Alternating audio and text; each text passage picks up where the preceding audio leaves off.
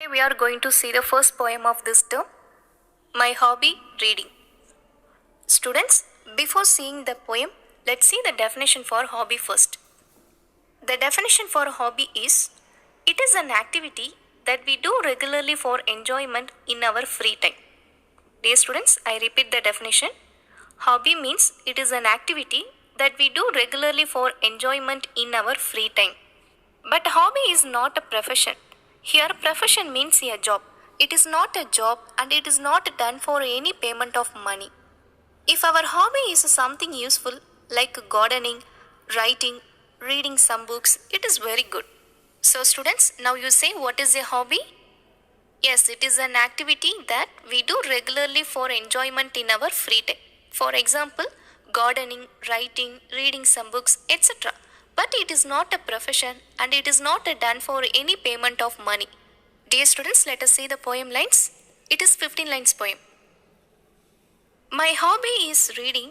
It helps me in thought breeding. It takes me to places near and far. It keeps my rational doors ajar. It teaches me to cackle and cry. Without wings, it lets me fly. I wish if all the children could read, in constructing a vigorous society, then we shall succeed. Dear students, shall we read again? My hobby is reading. It helps me in thought breeding. It takes me to places near and far. It keeps my rational doors ajar. It teaches me to cackle and cry. Without wings, it lets me fly. I wish if all the children could read, in constructing a vigorous society, then we shall succeed. This poem was written by Arunachalam Chandrasekharan. Dear students, this is Arunachalam Chandrasekharan. He is a professional in library and information science. His long-term deep association with the books in his library has made him to script this poem on reading as a great hobby. Dear students, now you say, what is your leisure time activities? Do you read book?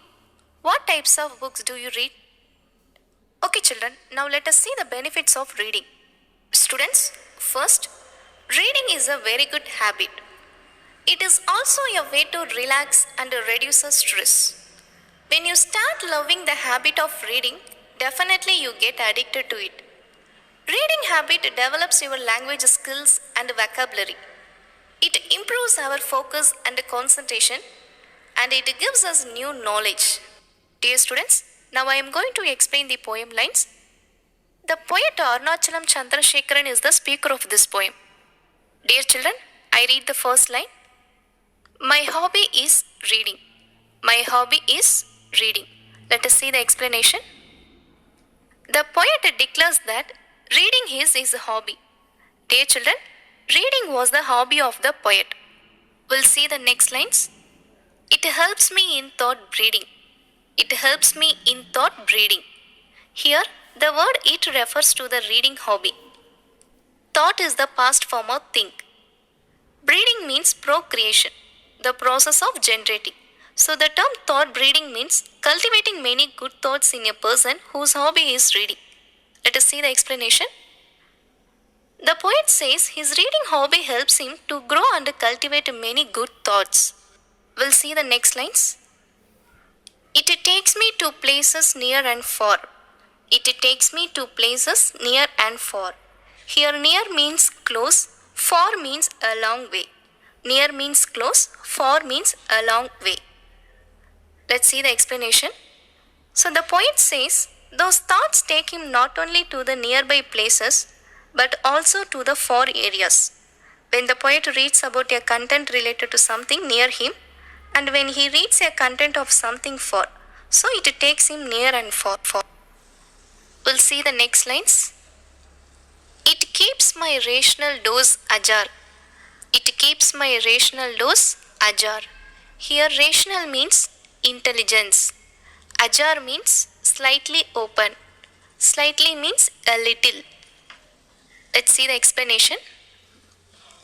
The poet compares his mind to a room and expresses that reading habit allows him to keep the doors of his mind unlocked and the off doors open to permit intelligence and logical reasoning. At the same time, it prevents the unwanted entry of bad and wrong things. Dear students, the poet compares his mind to a room and a reading habit is the doors of his mind. See the next lines. It teaches me to cackle and cry. It teaches me to cackle and cry. Here cackle means to laugh in a loud. Cackle means to laugh in a loud. Let's see the explanation. The poet says that reading habit teaches him to laugh loudly during happy times and to cry and left out sorrow during painful times. So dear children, life is made of both joy and sorrow. So reading helps us to take both equally. We'll see the next lines. Without wings, it lets me fly. Without wings, it lets me fly. Dear children, here wings means feather. Wings means feather. Let's see the explanation. Reading does not control the thoughts of the poet. Without wings, it allows his thoughts to fly. Dear children, the poet cannot fly without wings, but his thoughts and imaginations can fly everywhere without wings. Dear students, next we'll see the last 4 lines.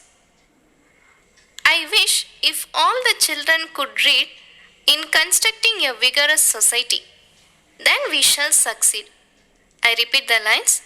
I wish if all the children could read in constructing a vigorous society, then we shall succeed. Here constructing means create. Constructing means create. Vigorous means powerful. Vigorous means powerful. Succeed means achieve success. Succeed means achieve success. Let's see the explanation. The poet wishes that all the children should go to school and study and there should be no illiterates. Dear children, here illiterates means having no education. Illiterates means having no education. So the poet wishes that all the children should go to school and study and there should be no illiterates. And the poet believes that if all the children are well educated, then they can build a strong and a powerful society. If such a society is created, we shall succeed and reach the most successful point in our lives. Dear students, reading is a very good habit and it develops your language skills and vocabulary.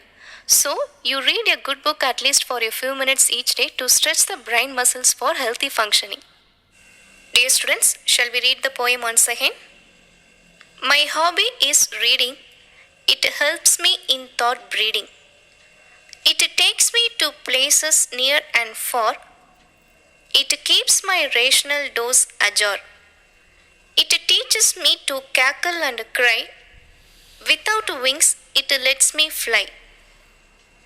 I wish if all the children could read in constructing a vigorous society, then we shall succeed. Students, now we'll see the rhyming words. First, let us see what is rhyming words. Rhyming words are 2 or more words which have same sound. Rhyming words are 2 or more words which have same sound. It is usually occur at the end of the lines in a poem. For example, light, bright, sing, ring, day, way. Dear students, now we will pick out the rhyming words from this poem. Let's see. My hobby is reading. It helps me in thought breeding.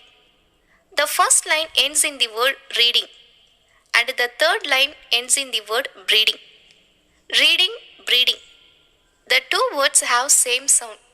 So children, reading, breeding are the rhyming words. Next, it takes me to places near and far. It keeps my rational doors ajar. The second line ends with far and the fourth line ends with ajar. For, ajar. The 2 words have same sound. So students, for, ajar are the rhyming words. Next, it teaches me to cackle and cry. Without wings, it lets me fly. The second line ends with cry and the fourth line ends with fly. Cry, fly. The 2 words have same sound. So students, cry, fly are the rhyming words.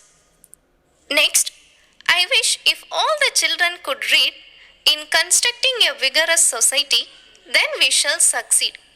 The second line ends with read and the fourth line ends with succeed. Read, succeed. The two words have same sound. So children, read, succeed are the rhyming words. There are four rhyming words in this poem.